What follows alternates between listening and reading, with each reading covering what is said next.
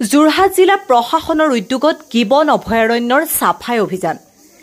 যোৰহাট জিলাৰ অন্তৰ্গত মৰিয়নিত অৱস্থিত গিবন অভয়াৰণ্যৰ মাজেদি পাৰ হৈ যোৱা প্ৰায় 2 কিলোমিটাৰ ৰেলপথৰ দুয়োকাষে পৰি থকা আৱৰ্জনাৰ সাফাই অভিযান যোৰহাট জিলা প্ৰশাসনৰ আৰু সাহস নামৰ এটা NGOৰ উদ্যোগত। লগত সহযোগিতা কৰে বন বিভাগ আৰু মৰিয়নি মহাবিদ্যালয়। এই সাফাই অভিযানৰ শুভাৰম্ভণি কৰে জিলা আয়ুক্ত জয় শ্ৰীবাণীয়ে। তেখেতে মৰিয়নি মহাবিদ্যালয়ৰ প্ৰায় 100 গৰাকী ছাত্ৰ-ছাত্ৰীৰ লগত NCCৰ ছাত্ৰ-ছাত্ৰীসকলৰ এই সহযোগিতাৰ বাবে ধন্যবাদ জ্ঞাপন কৰে। বন বিষয়া নন্দ কুমাৰে সকলোৰে সহযোগিতাৰ বাবে ধন্যবাদ জ্ঞাপন কৰে। কেইবা ঘণ্টাৰ সাফাইৰ অন্তত 122.77 কিলোগ্ৰাম আৱৰ্জনা পোৱা যায়।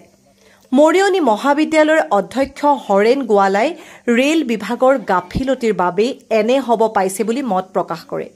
মৰিয়নিৰ পৰা সূৰ্য দাসৰ ৰিপৰ্ট NE এক্সপ্ৰেছ। কি ক'ব ব্যৱস্থাটোৰ ওপৰত মই বিশেষকৈ DFO ছাৰক ধন্যবাদ দিছোঁ যে এটা আমাক এনেকুৱা এটা ভাল কামত নিয়োজিত কৰিছে। মোক আজি 2-3 দিন আগতে ফোন কৰিলে DFO ছাৰে, তাৰপিছত বোলে এনেকুৱা কাম এটা আছে চাফ চিকুণৰ, মই বোলে আমি যাম। তো প্ৰায় 100টামান ষ্টুডেণ্ট লৈ পেলাই আমি আহিছোঁ আৰু এইবোৰ কাম কৰি খুব আনন্দ পাইছোঁ, যিহেতু গিবনটো আমাৰ এটা সম্পদ আৰু আমাৰ গৌৰৱ, আৰু এই গিবনটোক বচোৱাৰ দায়িত্ব হৈছে আমাৰ। চৰকাৰ যিমান আছে আমাৰ দায়িত্ব বেছি আছে, গতিকে সেই বুলি আমি চবে কাম কৰিবলৈ ইয়াত আহিছোঁ, আহি পেলাই চাফ চিকুণ কৰিছোঁ আৰু গিবনৰ সুৰক্ষাটো আমি খুব বিচাৰিছোঁ। মৰিয়নি কলেজ আছে আৰু মৰিয়নি কলেজ আছে, সাহস বুলি আমাৰ NGO আছে, আমাৰ প্ৰশাসন আছে।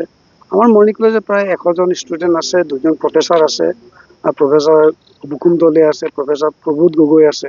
সিহঁতে দেহেকে লাগি আছে আৰু এইবোৰ কাম কৰি আমি খুব আনন্দ পাইছোঁ। এই ছাত্ৰ ছাত্ৰীসকল দেহেকে লাগি আছে। ৰাতিপুৱা 7টাত মাতিছে, 6টাত আহি গৈছে, আহি পেলাই ইয়াতে মানে চব কাম কৰি আছে। যিটো আজি এদিনীয়াকৈ চাফা কৰিলে বা কাইলৈ এসপ্তাহ ভিতৰত মহাবিদ্যালয় আকৌ চাফা কৰিব, সেইটো কিন্তু পাৰ্মানেণ্ট চলিউশ্যন নহয়। ইয়াত ৰেল বিভাগে কেনেধৰণৰ ষ্টেপ ৰেল বিভাগেতো ইয়াত ষ্টেপ ল'বই লাগে, যিহেতু গিবনটো হৈছে এটা চেঞ্চুৰী যেতিয়া গাৰ্বেজ যেতিয়া হৈ যায়, চেঞ্চুৰীটোৰ ইক'চিষ্টেমটো শেষ হৈ যায়।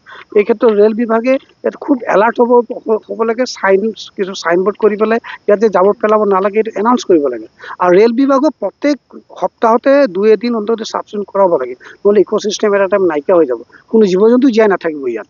যদি যি ধৰণৰ গাৰ্বেজ পেলাইছে, আজি আমি চাইছোঁ ইয়াতে গাৰ্বেজ ডাষ্টবিন, এইটো গিবনটো হৈছে এতিয়া ৰেলৱে ডিপাৰ্টমেণ্টৰ কাৰণে এটা ডাষ্টবিন। গতিকে এটা ৰেলৰ ডিপাৰ্টমেণ্ট এইটো খুব এৱেৰ হৈ পেলাই জাবৰ চাবৰ চাফ চিকুণ কৰাৰ ব্যৱস্থা এটা কৰে, নহ'লে এইখন আমাৰ অসমৰ মানুহৰ কাৰণে গিবন এটা টাইমত নিশ্চিন্ন হৈ যাব। গতিকে মোৰ সেইটোৱে ধন্যবাদ।